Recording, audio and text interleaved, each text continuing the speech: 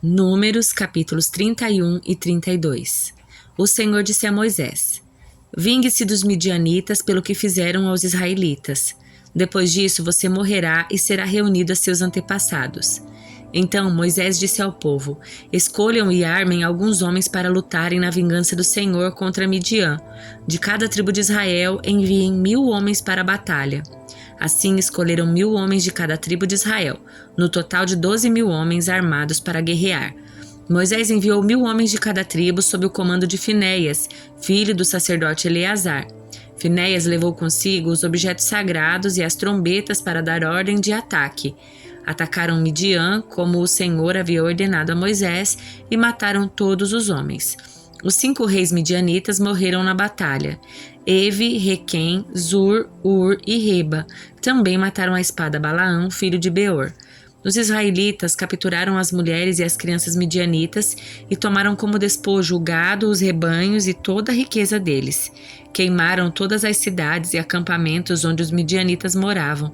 Depois de juntarem todos os despojos, tanto os prisioneiros como os animais, trouxeram tudo a Moisés, ao sacerdote Eleazar e a toda a comunidade de Israel, que estava acampada nas campinas de Moabe, junto ao rio Jordão, do lado oposto de Jericó. Moisés, o sacerdote Eleazar e todos os líderes da comunidade saíram ao encontro deles fora do acampamento. Moisés, porém, se enfureceu com os generais e os capitães que voltaram da batalha. Por que deixaram viver todas as mulheres? Perguntou ele. Foram justamente elas que seguiram o conselho de Balaão e fizeram os israelitas se rebelarem contra o Senhor no incidente de Peor. Foi por causa delas que uma praga feriu o povo do Senhor. Agora matem todos os meninos e todas as mulheres que tiverem relações sexuais com algum homem. Deixem viver somente as meninas virgens. Tragam-nos para viver entre vocês. E todos que tiverem matado alguém ou tocado em algum cadáver ficarão fora do acampamento por 7 dias. Purifiquem a si mesmos e as prisioneiras no 3º e no 7º dia. Purifiquem também todas as roupas e todos os objetos de couro, pelo de cabra ou madeira. Então o sacerdote Eleazar disse aos homens que participaram da batalha: O Senhor deu a Moisés as seguintes prescrições legais. Tudo que for feito de ouro, prata, bronze, ferro, estanho e chumbo, ou seja, tudo que resiste ao fogo, será passado pelo fogo para se tornar cerimonialmente puro. Em seguida, esses objetos de metal serão purificados com a água da purificação. Mas tudo que não resistir ao fogo será purificado somente com água. No 7º dia, lavem as roupas e vocês estarão purificados. Então poderão voltar ao acampamento. O Senhor também disse a Moisés: Você, o sacerdote Eleazar e os chefes das famílias de cada tribo farão uma lista de todos os despojos tomados na batalha, tanto das pessoas como dos animais. Dividirão o despojo em 2 partes e entregarão metade para os homens que lutaram na batalha e metade para o restante do povo. Da metade que pertence ao exército, entreguem primeiro um tributo que cabe ao Senhor, 1 de cada 500, tanto das pessoas como do gado, dos jumentos e das ovelhas. Entreguem essa porção tirada da parte do exército ao sacerdote Eleazar como oferta ao Senhor. Da metade que pertence aos israelitas, separem 1 de cada 50, tanto das pessoas como do gado, dos jumentos, das ovelhas e outros animais. Entreguem essa porção aos levitas que estão encarregados de cuidar do tabernáculo do Senhor. Moisés e o sacerdote Eleazar fizeram conforme o Senhor ordenou a Moisés. O despojo restante de tudo que os soldados haviam tomado totalizou 675.000 ovelhas, 72.000 cabeças de gado, 61.000 jumentos e 32.000 virgens. Metade do despojo foi entregue aos homens que participaram da batalha. Essa parte totalizou 337.500 ovelhas, das quais 675 eram o tributo ao Senhor. 36.000 cabeças de gado, das quais 72 eram o tributo ao Senhor. 30.500 jumentos, dos quais 61 eram o tributo do Senhor. E 16.000 virgens, das quais 32 eram tributo ao Senhor. Moisés entregou ao sacerdote Eleazar o tributo que cabia ao Senhor como oferta movida, conforme o Senhor havia ordenado. Metade do despojo pertencia aos israelitas, e Moisés a separou da metade que pertencia aos homens que lutaram. A parte dos israelitas totalizou 337.500 ovelhas, 36.000 cabeças de gado, 30.500 jumentos e 16.000 virgens. Da metade entregue ao povo, Moisés separou 1 de cada 50, tanto das pessoas como dos animais, e entregou aos levitas encarregados de cuidar do tabernáculo do Senhor. Tudo foi feito conforme o Senhor havia ordenado a Moisés. Então os generais e capitães foram a Moisés e disseram: Nós, seus servos, contamos todos os homens que saíram para a batalha sob o nosso comando. Nenhum nos está faltando. Por isso, da nossa parte do despojo, apresentamos os objetos de ouro como oferta ao Senhor: braceletes, pulseiras, anéis, brincos e colares. A oferta fará expiação por nós diante do Senhor. Moisés e o sacerdote Eleazar receberam deles as joias e os objetos artesanais de ouro. Ao todo, o ouro que os generais e os capitães apresentaram como oferta ao Senhor pesava por volta de 200 quilos. Todos os homens que participaram da batalha tomaram para si uma parte do despojo.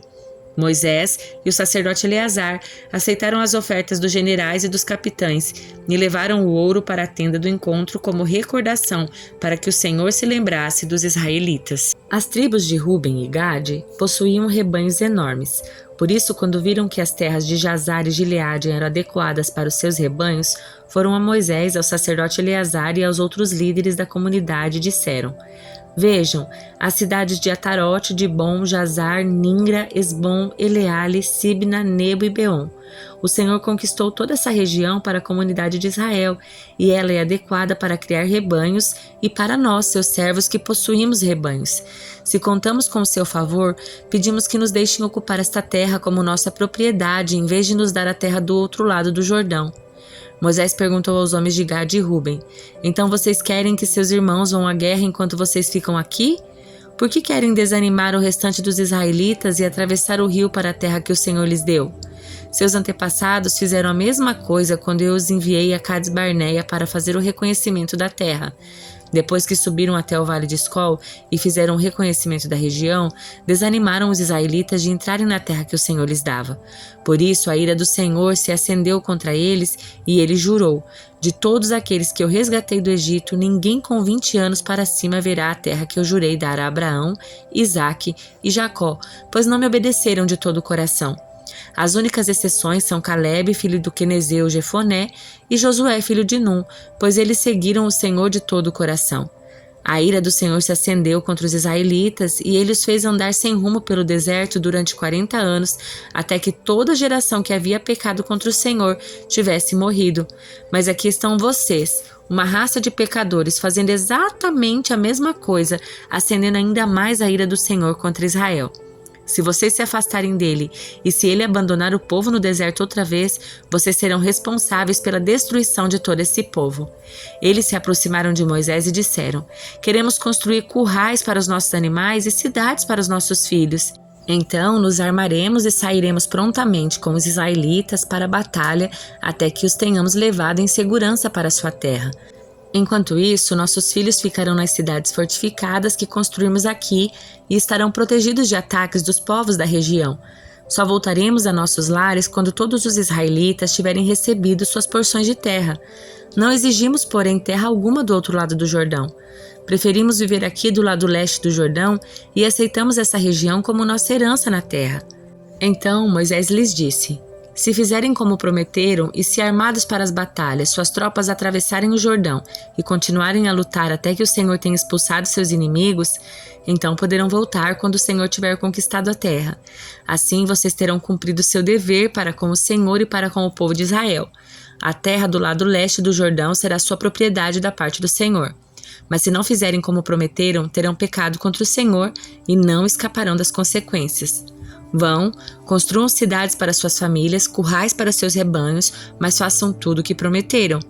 Os homens de Gade e Ruben responderam: Nós, seus servos, seguiremos suas instruções. Nossos filhos, esposas, rebanhos e gado ficarão aqui nas cidades de Gileade, mas nós, seus servos, todos armados para a guerra, atravessaremos o rio e lutaremos pelo Senhor conforme nos ordenou. Moisés deu ordem aos sacerdotes Eleazar, Josué filho de Num e aos chefes das famílias das tribos de Israel. Disse ele: Os homens de Gade e Ruben estão armados para a batalha e atravessarão o Jordão com vocês e lutarão pelo Senhor. Se o fizerem, depois que a terra for conquistada, entregue-lhes o território de Gileade como sua propriedade. Mas se eles se recusarem a armar-se e atravessar o rio com vocês, serão obrigados a aceitar uma porção de terra com o restante de vocês em Canaã. As tribos de Gade e Ruben disseram outra vez: Somos seus servos e faremos o que o Senhor ordenou. Atravessaremos bem armados o Jordão até Canaã e lutaremos para o Senhor, mas nossa porção de terra estará aqui, deste lado do Jordão. Então Moisés distribuiu terras entre as tribos de Gade e Ruben e a meia tribo de Manassés, filho de José.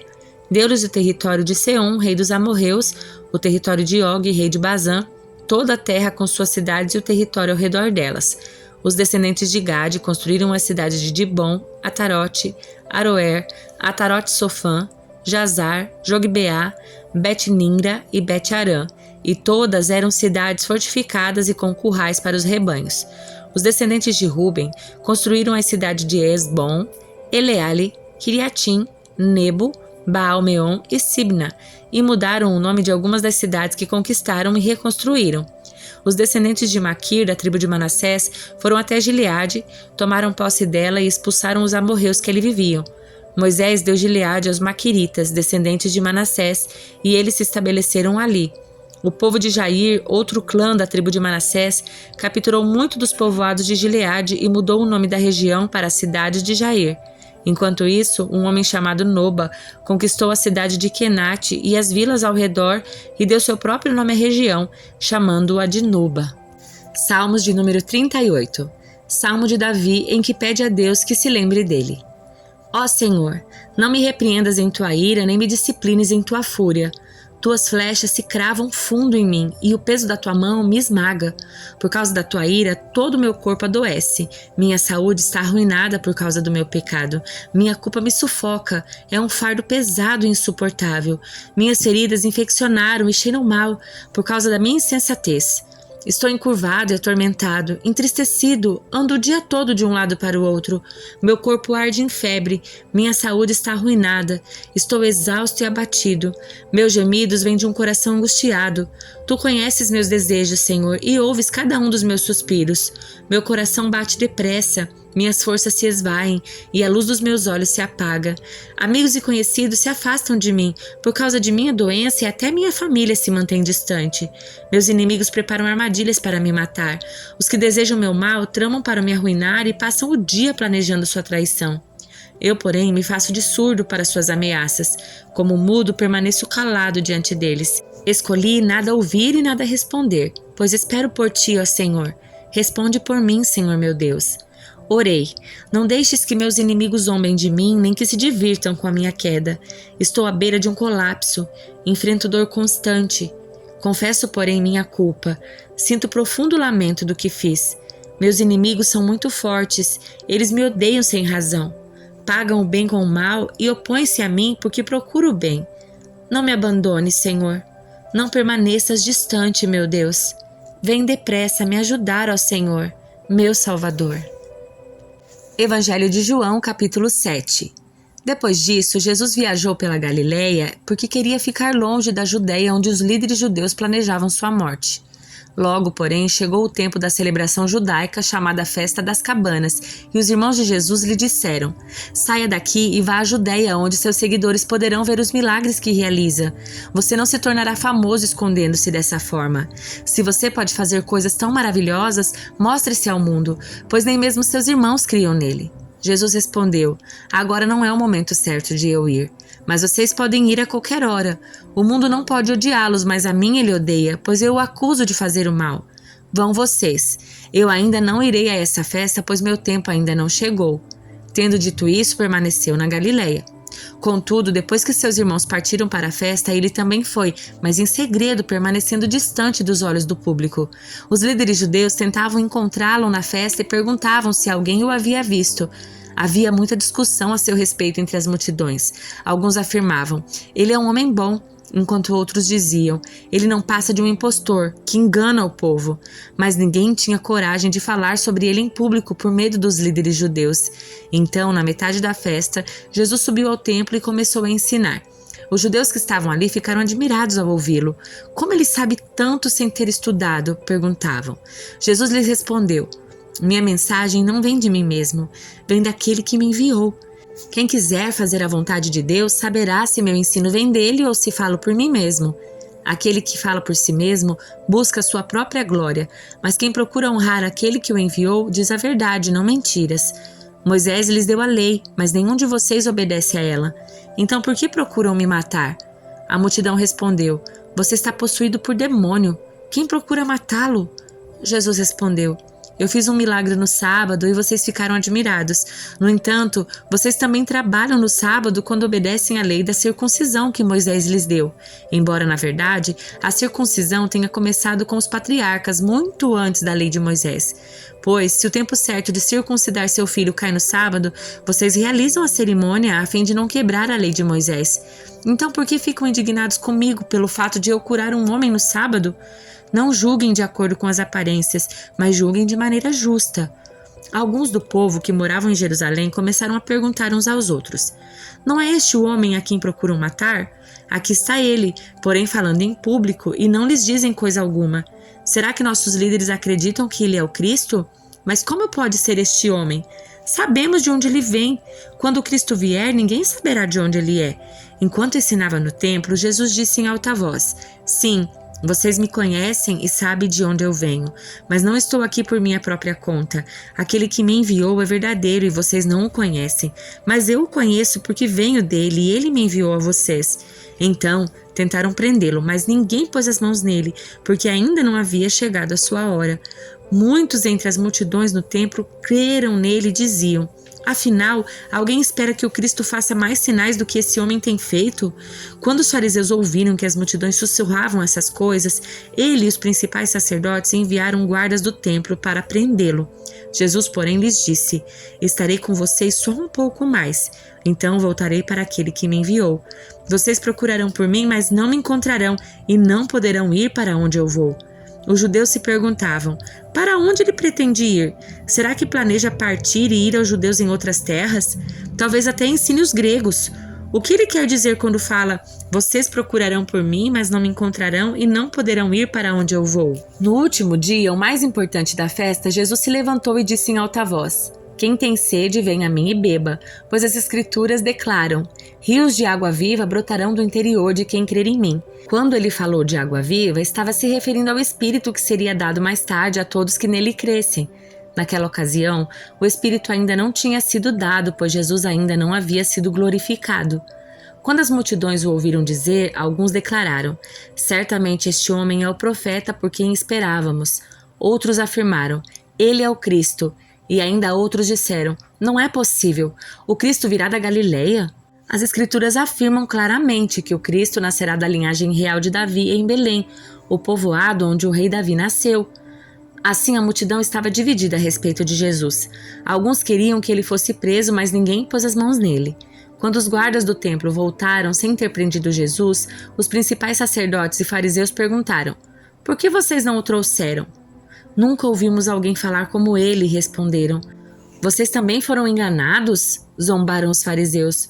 Por acaso um de nós que seja entre os líderes ou fariseus crê nele? As multidões ignorantes o seguem, mas elas não têm conhecimento da lei, são amaldiçoadas. Então Nicodemos, o líder que antes havia se encontrado com Jesus, perguntou: A lei permite condenar um homem antes mesmo de haver uma audiência? Você também é da Galileia? Responderam eles. Procure e veja por si mesmo, nenhum profeta vem da Galileia. Então todos foram para casa.